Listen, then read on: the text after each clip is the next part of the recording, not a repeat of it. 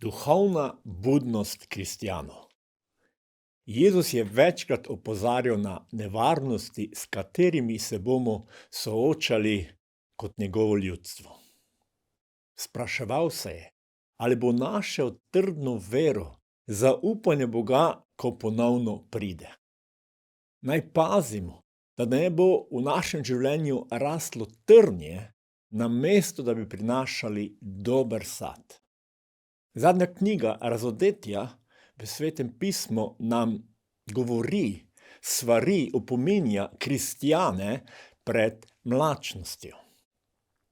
Želel bi govoriti o dveh pomembnih točkah v življenju kristjanov, ki nam zagotavljata budnost in prinašanje sadu v življenju, ki dajeta moč, da smo luč in sol v tem svetu. Prva je Božja beseda in druga Božja prisotnost v našem življenju.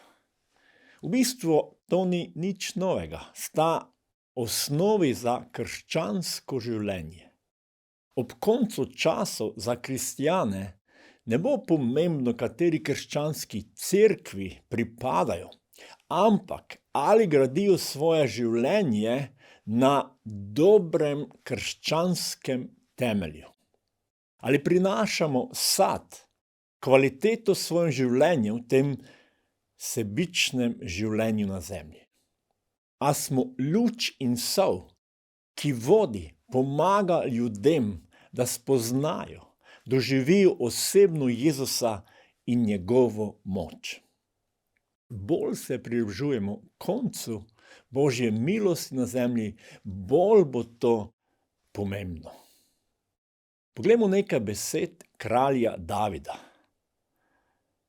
Gospod je moja luč in moja rešitev.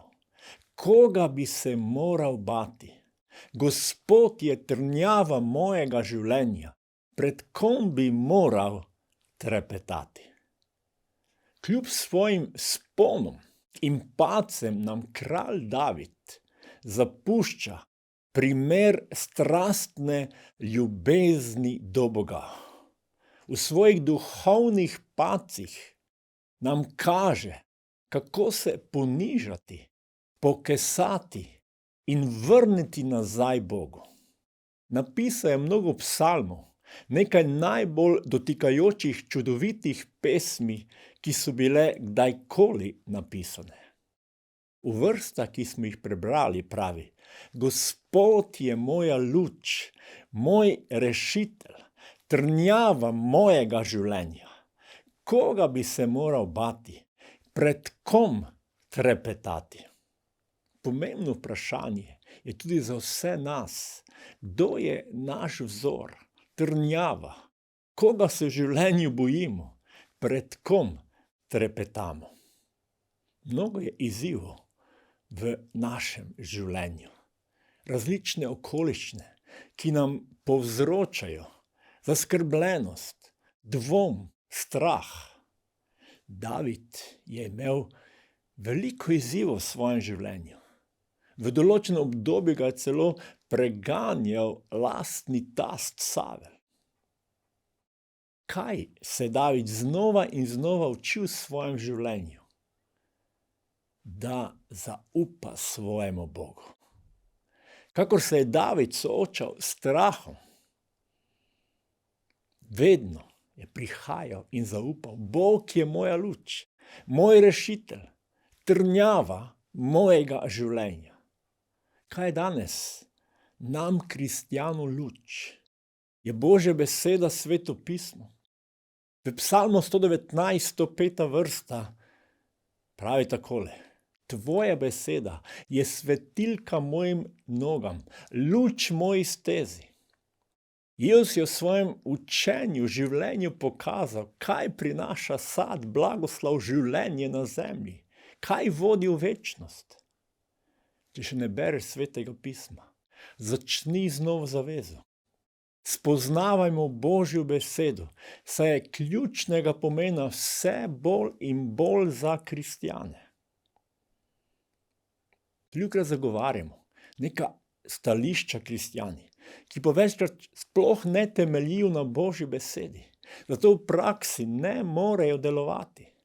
Moramo poznati Božjo besedo, se od nje učiti in prositi Boga, da nam pomaga, da jo praktično prinašamo v naše življenje.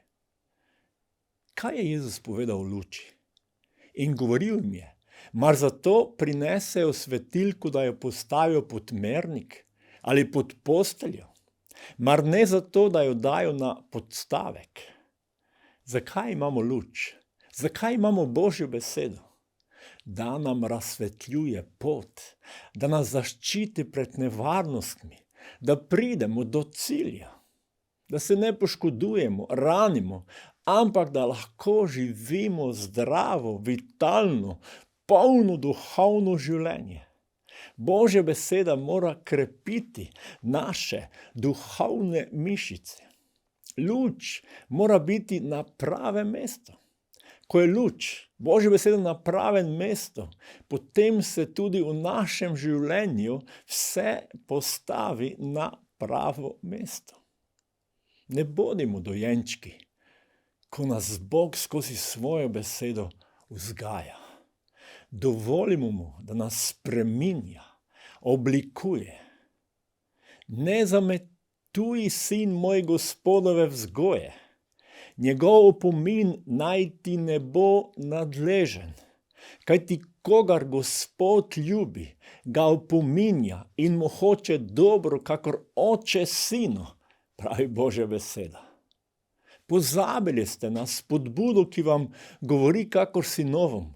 Moj sin, ne zaničuj Gospodove vzgoje in ne omaguj, kadar te kara. Kristjani, ne omagujmo, ko se soočamo vzgojo. Zaupajmo Bogu, saj je on oče, ki nas vzgaja v ljubezni. Tudi če včasih čutimo, da boli. Poglejmo zdaj še drugo točko. Božja prisotnost v našem življenju. Davidova sreča, moč, izpolnitev v življenju niso bili vojni uspehi, mnoge zmage, ki jih je izbojeval nad sovražniki, niti ne vpliv, ki ga je imel na svojo ljudstvo, generacijo, čas, v katerem je kraljeval. Davidova moč je bila Božja bližina, slava, prisotnost. Zdaj prosim Gospoda, to skušam doseči, da bi bival v Gospodovi hiši vse dni svojega življenja, da bi zrl Gospodovo milino, premišljeval v njegovem templju. Davidova molitev, hrepenenje, želja je bila razodetje Gospodove miline, slave, prisotnosti. Gospod, ljubim prebivališče tvoje hiše, kraj, kjer prebiva tvoja slava, so bile njegove besede. Premalo se zavedamo, kaj pomeni Božja prisotnost v našem življenju.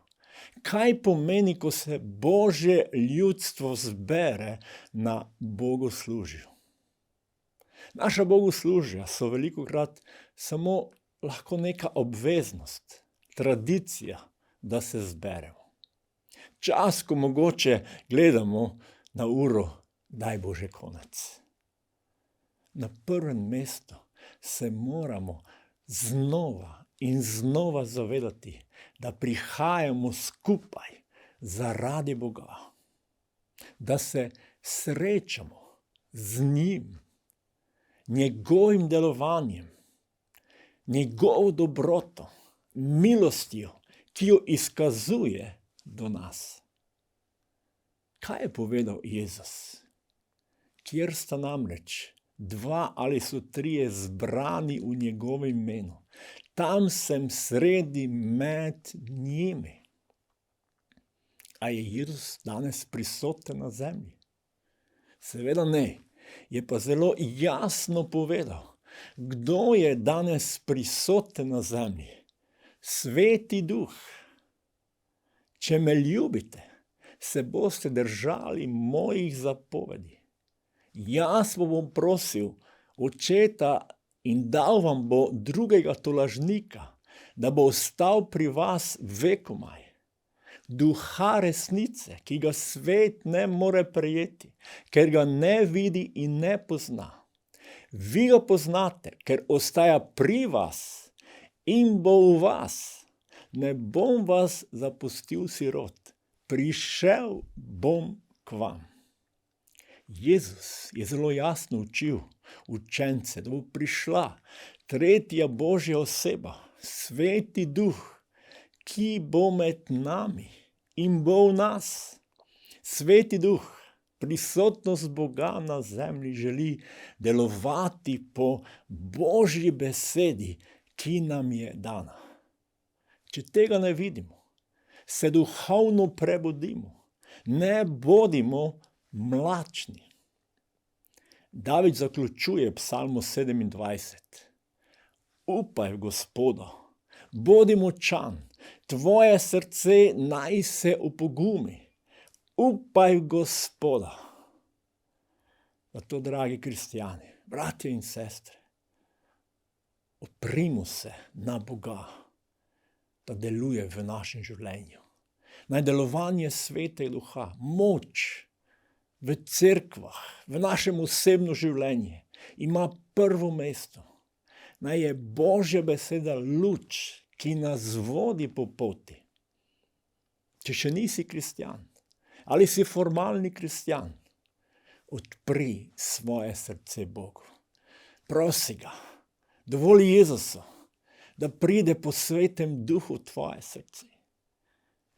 Zahvali se mu, da je na križu umrl za tvoje grehe in ga prosi odpuščanja. In mu predaj svoje življenje in povej: Jezus, bodi moj zveličar, bodi moj Gospod, bodi moja luč, bodi moja moč, bodi čvrsti temelj na tej zemlji in seveda me vodi v večno življenje.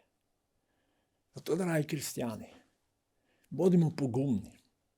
Znova in znova dovolimo, da je Božja beseda ta jasna luč v našem življenju.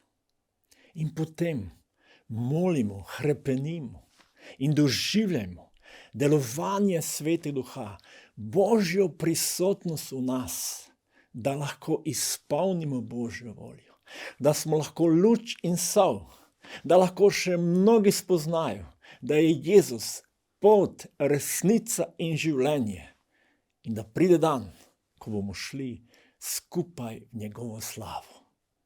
Amen.